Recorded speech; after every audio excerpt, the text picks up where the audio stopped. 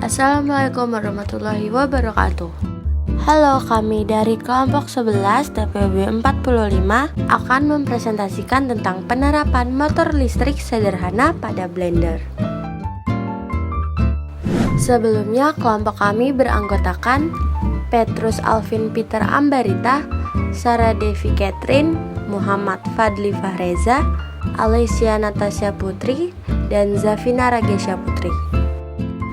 Apa itu motor listrik? Motor listrik adalah sebuah perangkat elektromagnetis yang mengubah energi listrik menjadi energi mekanik. Energi mekanik ini digunakan untuk memutar impeller pompa, fan atau blower, menggerakkan kompresor, mengangkat bahan, dan lain-lain. Mekanisme kerjanya yaitu arus listrik dalam medan magnet akan memberikan gaya jika kawat yang membawa arus dibengkokkan menjadi sebuah lingkaran atau loop. Maka kedua sisi loop yaitu pada sudut kanan medan magnet akan mendapatkan gaya dengan arah yang berlawanan. Pasangan gaya menghasilkan tenaga putar atau torque untuk memutar kumparan. Motor-motor memiliki beberapa loop pada dinamonya untuk memberikan tenaga putaran yang lebih seragam. Dan medan magnetnya dihasilkan oleh susunan elektromagnetik yang disebut dengan kumparan medan. Gaya Lorentz merupakan gabungan antara gaya elektrik dan gaya magnetik pada suatu medan elektromagnetik. Gaya Lorentz ditimbulkan karena adanya muatan listrik yang bergerak dalam suatu medan magnet. Gaya Lorentz menunjukkan arah dan besar gaya magnet suatu penghantar arus listrik yang berada dalam medan magnet. Gaya Lorentz selalu tegak lurus dengan arah dan arah induksi magnet. Kawat yang dialiri arus listrik ditempatkan pada medan magnet, maka kawat tersebut akan mengalami gaya Lorentz. Berikut ini merupakan contoh rumus gaya Lorentz di kawat sejajar, rumus gaya Lorentz di kawat berarus, dan rumus gaya Lorentz pada muatan bergerak dalam medan magnet.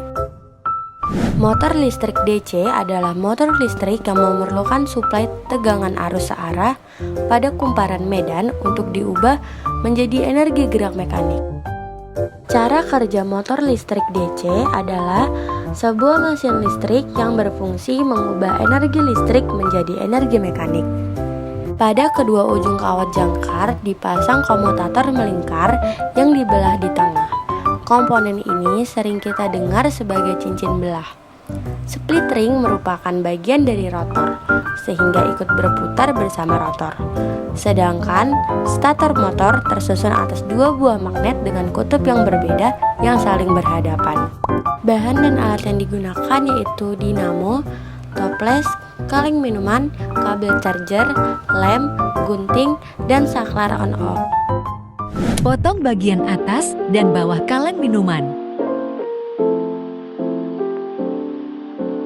Lalu, buat potongan kaleng minuman menjadi mata pisau seperti di video.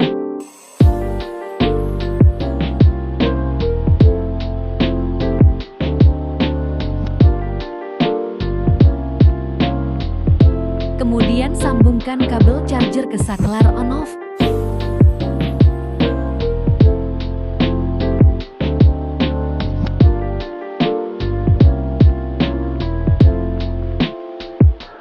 Sambungkan pula kabel ke dinamo.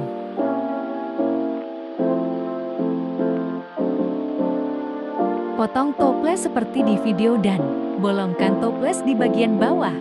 Rekatkan mata pisau dengan lem agar tidak mudah terlepas.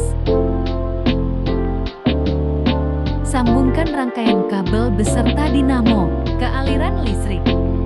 Blender sederhana siap digunakan.